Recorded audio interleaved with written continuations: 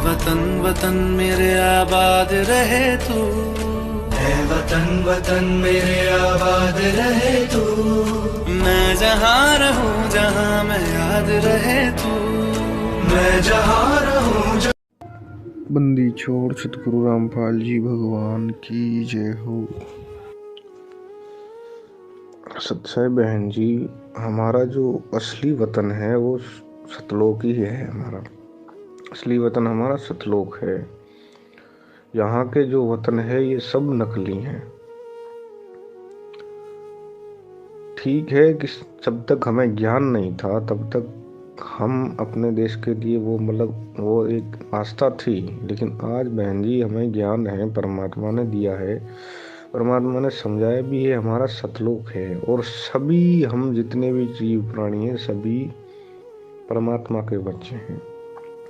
तो यदि हम अपने देश को, भारत को तवज्जो देकर यदि किसी अन्य देश कंट्री को हम उनको अपने से छोटा समझे या अपने से अलग समझे तो ये गलत है।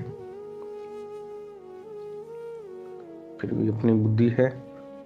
दास को तो ऐसा ही लगता है कि हमें जो ये सांसारिक लोग ऐसा करते हैं हमें नहीं करना चाहिए। आप स्कूल वगैरह में पढ़ती होगी तो ये मुझे नहीं पता दास को, तो आप अपना फैसला जानो। बल्कि दास का तो यही मानना है कि हमारा वतन सतलोक है, हमें उसके गुणगान करने चाहिए, ना कि इस झंडे के लिए। बहन जी, ये जो तिरंगा दिखाया जाए इसके लिए पता नहीं कितने कटके मर गए और पता नहीं कितने और मरेंगे। तो बहन जी, जिस चीज़ के लिए मर जाए, अकाल मौतें हो, बहन जी वो कुछ ठीक नहीं लगता। सच्चाई फिर भी आप अपना जानो। सच्चाई बहन जी, ये जितने भी ये त्योहार मनाए जाते हैं देश और दुनिया में, जयंतियाँ मनाई जाती है, जैसे अम्बेडकर जयंती, महात्मा गांधी जयंती, सुभाष चंद्र बोस जयंती, अन्य आदि जितने भी ये जयंतियाँ, त्योहार, ये पर्व मनाए जाते हैं बहन जी, इनमें ये आप गांठ बांध लेना, आप इतिहास उठा कर देखना, इन सब के पीछे उन व्यक्तियों की मौत हुई है जो एक नेक नागरिक थे, जो समाज का भला चाहते थे। उनकी जो मौत हुई है, जन्मदिन तो बिल्कुल कम है, फिर भी जन्मदिन पर परमात्मा ने खुशी मनाने के लिए मना किया है। परमात्मा ने हमें अपनी जन्मदिन के लिए मना किया है, तो अन्य के जन्मदिन पर भी हम खुशी नहीं मना सकते और मरण दिन पर भी नहीं कर सकते ऐसा। और जितनी ये जयंतियाँ हैं या तो जन्मदिन की है या मरण दिन की है। और मरण मौतें बहन जी किसी आम व्यक्ति की हो या किसी के अन्य की हो, एक सब बराबर है। लेकिन फिर भी यदि जितनी भी ये मौतें हुई हैं, जितने भी ये जयंतियाँ मनाई जाती है, सभी की सभी उन महान आत्माओं की मनाई जाती है जिन्होंने देश के लिए भला चाहा, जिन्होंने देश दुनिया समाज के लिए अच्छा चाहा। उन्हीं की मौतें हुई, उन्हीं की मौतों पर मृत्यु के जो दिन निर्धारित होता है उनके ऊपर ये जश्न मनाया जाता है। आज़ादी का दिन है 15 अगस्त, उसी पर पता नहीं कितने हजारों लाखों पुलिस फोर्स या अन्य व्यक्ति कितने मरे, चाहे अंग्रेज मरे चाहे हमसे मरे, वो एक ही परमात्मा के लिए एक समान है। लेकिन बात यही आ जाती है, जो न्याय के लिए लड़ता है उसके लिए अच्छी पोस्ट होती है, तो वो भी एक समझ सकते हैं हम। और गणतंत्र दिवस ये 26 जनवरी है, ये भी ऐसा ही है। संविधान लागू करने के लिए ये ऐसा हुआ। और बहन जी, ये जो संविधान है बहन जी, ये भारतीयों का बनाया हुआ नहीं है, ये अंग्रेजों का बनाया हुआ संविधान है। कुछ एक दो बातें हैं जो भारत के द्वारा है, बल्कि इसमें जितने भी ये कानून हैं, कत्ल खाने खोलने, शराब के ठेके खोलने, अन्य वेश्यावृत्ति के जितने भी गलत काम है, सभी इस संविधान में स्वीकृति दी हुई है। तो बहन जी, ये संविधान भी गलत है। कुछ एक दो बातें हैं जो समाज के लिए अच्छी है और बाकी सब कुबाड़ भरा है अंग्रेजों के द्वारा। तो ये गणतंत्र दिवस भी जिनको ज्ञान नहीं है वो करे, लेकिन दास ने भी इस चीज़ को परखा है, ये संविधान भारतीयों का नहीं बल्कि अंग्रेजों का बनाया हुआ है। इस संविधान को बनाने के 2 साल से ऊपर लगे थे। तो बहन जी, किसी संविधान को बनाने के लिए 2 साल से ज़्यादा वक्त नहीं लगा। दास आपको एक दास ने आपको एक वीडियो भेज रहा है, आप उसको देखिएगा, जो राजीव दीक्षित का है। और राजीव दीक्षित जी एक ऐसे मतलब समाज नागरिक, नेक नागरिक हुए जिन्होंने कोई बिना प्रमाण के कोई बात नहीं की। सच्चाई छह बंदी छोड़ की। फिर भी बहन जी किसी भी तरह को गलत लगा हो तो अपना छोटा भाई समझकर माफ़ करना बहन जी, हमारा समझाना फर्ज है। क्योंकि समझाना ऐसा है कि आप भी भक्ति मार्ग पर हो, दास भी इसी भक्ति मार्ग पर है, तो एक दूसरे भाई बहन को समझाना, एक परमात्मा ने हमें एक शिष्टाचार दिया हुआ है कि हम समझाएं, बाकी अगले की मर्जी। सच्चाई छह बंदी छोड़ की। और जयकारा हमें अपने परमात्मा बंदी छोड़ सतगुरु रामपाल जी भगवान का ही लगाना चाहिए। यहाँ जय हिंद या वंदे मातरम, भारत माता की जय, जय जवान जय किसान, हिंदुस्तान जिंदाबाद, ये नारे हम भक्तों के लिए शोभा नहीं है, ये उन जगत के लोगों के लिए हो सकते हैं, लेकिन यहाँ हमारा जयकारा केवल बंदी छोड़ का ही है, हमारे गुरुदेव भगवान का ही है। अन्य किसी का जयकारा हम लगाएं तो ये हम अपने मतलब एक शर्मा शर्मी का बात आती है कि हम अपने गुरु को कम, और इस काल लोक के जो एक भारत देश है छोटा सा, उसको ज़्यादा महत्व देते हैं। और परमात्मा ने महाभारत और रामायण का जिक्र करते हुए उनका जो युद्ध था वो भी जमीन बंटवारे के नाम से ही था। रामायण थी वो पत्नी के लिए थी, और महाभारत था वो जमीन के बंटवारे के लिए था।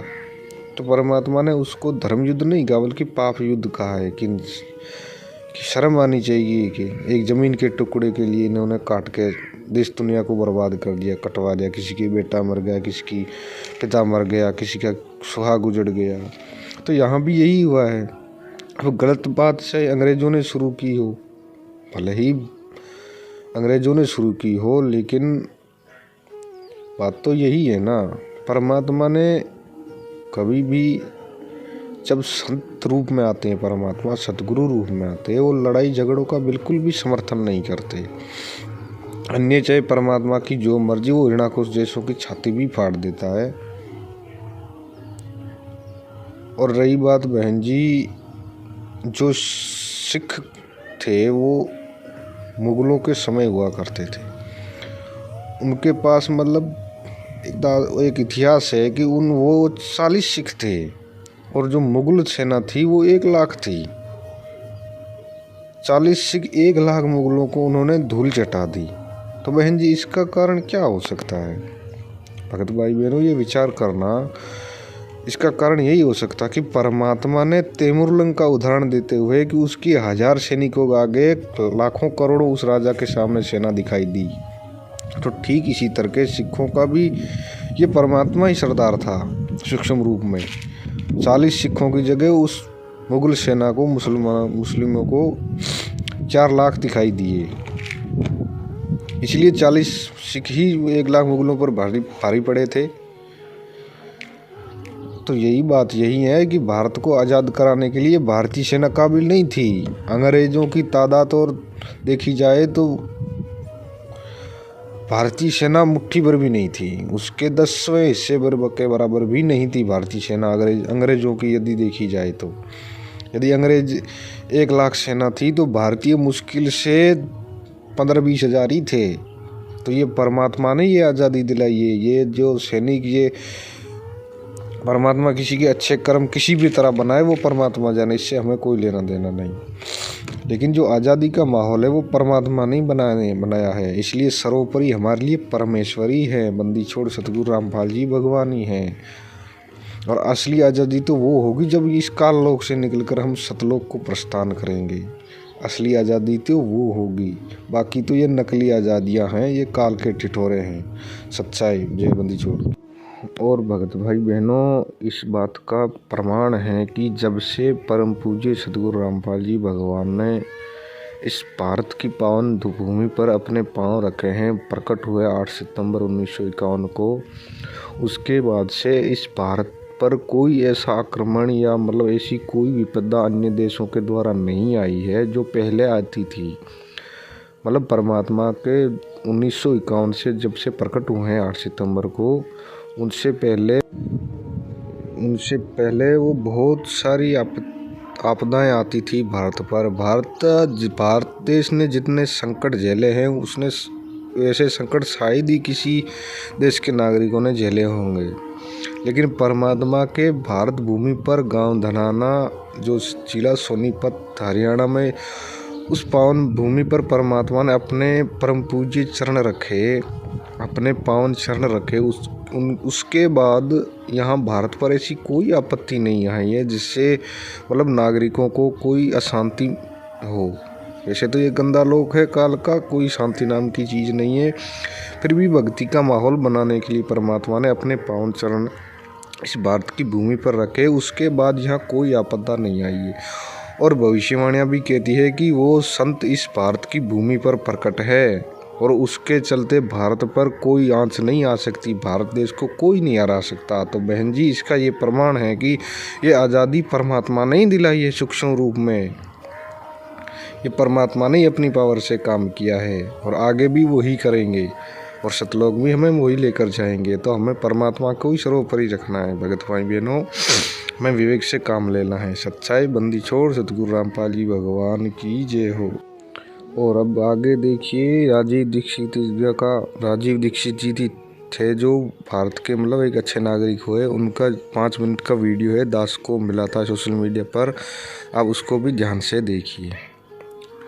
सच्चाई। आजादी मिली 15 अगस्त 1947 को, तो हमने हमारा संविधान बनाना शुरू किया और भारत का संविधान बनके तैयार हुआ 26 जनवरी 1950 को। इसके लिए एक संविधान सभा का निर्माण किया गया।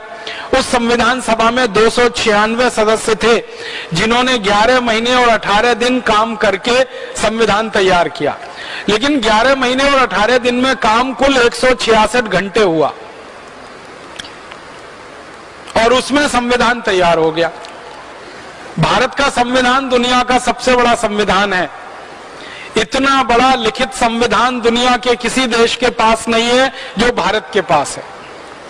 395 तो अनुच्छेद हैं जिसको हम आर्टिकल्स कहते हैं और इतना मोटा सा पूरा पुस्तक है, शास्त्र जैसा, आप कभी भी खरीद के देख सकते हैं।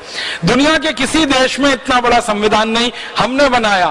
तो बहुत बार मेरे मन में ये आता था कि मात्र 11 महीने 18 दिन के समय में इतना मोटा संविधान कैसे बना लिया हमने। इसको बनाने में तो ज्यादा समय लगना चाहिए। जब खोजना शुरू किया तो पता चला कि इस संविधान में हमने कुछ खास नहीं बनाया। अंग्रेजों ने एक कानून बनाकर हमारे देश में छोड़ा हुआ था, उसी को हमने भारत का संविधान बना लिया। अंग्रेजों का एक कानून था इस देश में 1935 में, उसका नाम था government of India act. Government of India act में जो कुछ लिखा था वही सब कुछ भारत के संविधान में है, कुछ बदला नहीं। और गवर्नमेंट ऑफ इंडिया एक्ट अंग्रेजों ने बनाया था भारत पर राज्य करने के लिए, भारत को गुलाम बनाने के लिए और भारत पर साम्राज्य स्थापित करने के लिए। उसी को पूरा का पूरा संविधान के रूप में हमने स्वीकार कर लिया। तो संविधान सभा में जो बड़े बड़े नेता शामिल हुए थे ना, उनके बयान अगर आप पढ़ेंगे तो आप हैरान हो जाएंगे। हमारे देश की संविधान सभा की जो ड्राफ्टिंग कमेटी थी उसके चेयरमैन थे डॉक्टर भीमराव अंबेडकर। उन्होंने 1953 में ये कहा राज्यसभा में बोलते हुए कि अगर मुझे कोई अनुमति दे दे तो मैं सबसे पहला व्यक्ति होऊंगा जो इस संविधान को जला दूंगा। पत्रकारों ने उनसे पूछा कि आप इस संविधान के निर्माता हैं और आप ही इसको जलाने की बात कर रहे हैं। तो डॉक्टर भीमराव अंबेडकर ने कहा था कि इस संविधान से भारत के किसी नागरिक का भला नहीं होने वाला। क्यों नहीं होने वाला? क्योंकि जल्दी जल्दी में बनाया गया ये संविधान है। और उन्होंने बहुत बेबसी से ये कहा था कि मेरे पास कोई चारा नहीं था, इतने कम समय में संविधान बनाना था और अंग्रेजों की तरफ से हमको ये गवर्नमेंट ऑफ इंडिया रूल या गवर्नमेंट ऑफ इंडिया एक्ट का ड्राफ्ट दिया गया था। आधार उसको बनाकर और दुनिया के दूसरे देशों के संविधानों में से कुछ चीजें निकालकर यह भारत का संविधान तैयार हो गया। ये भारत के लोगों द्वारा तैयार नहीं किया गया, एक तरह से अंग्रेजों के बनाए गए कानून पर आधारित है। तो परिणाम क्या हुआ, वो संविधान बनने के और लागू होने के पिछले 60 सालों में ही 94 से ज्यादा उसमें संशोधन हो गए। माने संविधान अब ओरिजिनल रहा कहां? 60 साल में 94 संशोधन, 60 इयर्स और 94 अमेंडमेंट्स। इसका माने हर साल में लगभग 1.5 से 2 संशोधन उसमें हुए। इसका माने इतने संशोधन किसी संविधान में तभी हो सकते हैं जब उसमें कोई बहुत बड़ी खराबी हो या कमी हो या कोई बड़ी बुराई हो, वरना इतने संशोधन होने का कोई कारण नहीं है। संविधान सभा में सच्चिदानंद सिन्हा थे, पंडित जवाहरलाल नेहरू थे, सरदार वल्लभ भाई पटेल थे, सरोजनी नायडू थी, राजकुमारी अमृत कौर थी, ऐसे भारत के बड़े बड़े दिग्गज नेता थे। इनके बयानों को अगर आप पढ़ेंगे तो हैरान हो जाएंगे।